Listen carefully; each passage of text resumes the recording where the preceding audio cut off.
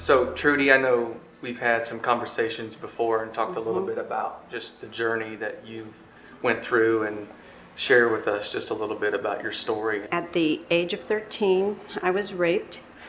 From that point on, I started a downward spiral into drugs and alcohol. I had my first abortion at 14 and continued on that path.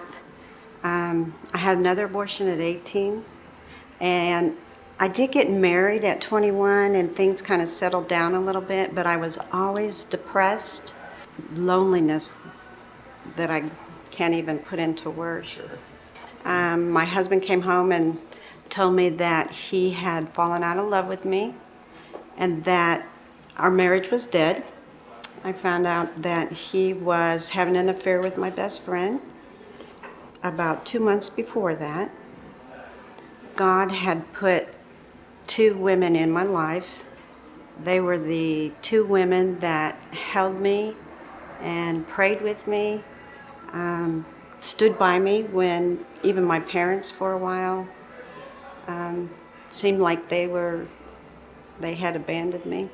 They kept talking about Jesus, something that that was foreign to me, and at one point I did ask them, why do you mention Jesus?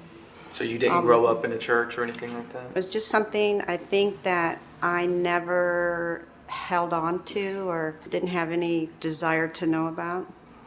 At one point when I was at my worst, it felt like every bone in my body was crushed. I couldn't hurt anymore.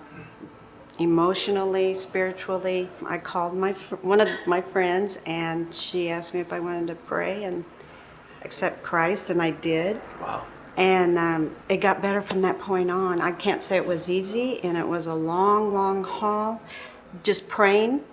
And my mantra was Jesus, Jesus, Jesus, sometimes the whole day. That's the only thing that I could do, minute by minute.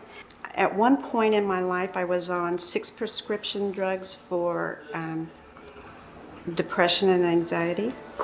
And about 3 years ago, I am completely drug-free.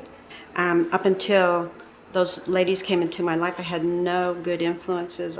They were standing there side by side. Several times I would call them and they stopped what they were doing and came over and they prayed with me. And they knew me for about maybe 2 months, 3 months. Oh, wow. They gave me hope. Yeah. And I can't do this. I would say, I can't do this. And they said, no, you can't. With God, you can. You know, all things are possible through Christ who strengthens me. I mean, they just fed me, and I was hungry. Wow. I was hungry. And So how did you end up at Destiny? I had a friend, Rhonda, call me one day and ask me if I wanted to go to Friends and Family Day at Destiny. Oh, wow. And at the time, I was looking for a church. So I came. As I waited for my friend to get to church, a man came up and said, I am so nervous because I'm going to play the guitar, and I haven't played since I've been in a rock and roll band. And I'm like, oh, okay. And it was pastor. Oh, okay. That was right. Okay. So I thought, okay, this is a pretty cool place. So where are you today? What's the story? When I got divorced, I didn't have a career. I didn't have college education. I had never lived one day on my own. Oh, wow. And supported myself. I have my first apartment. I have my first job, and I lead an addictions group at Celebrate Recovery, which is a really good thing. Yeah. And I'm just You're more than conquering, rising up above all this. I have never been happier. Wonderful. Yeah. That's awesome.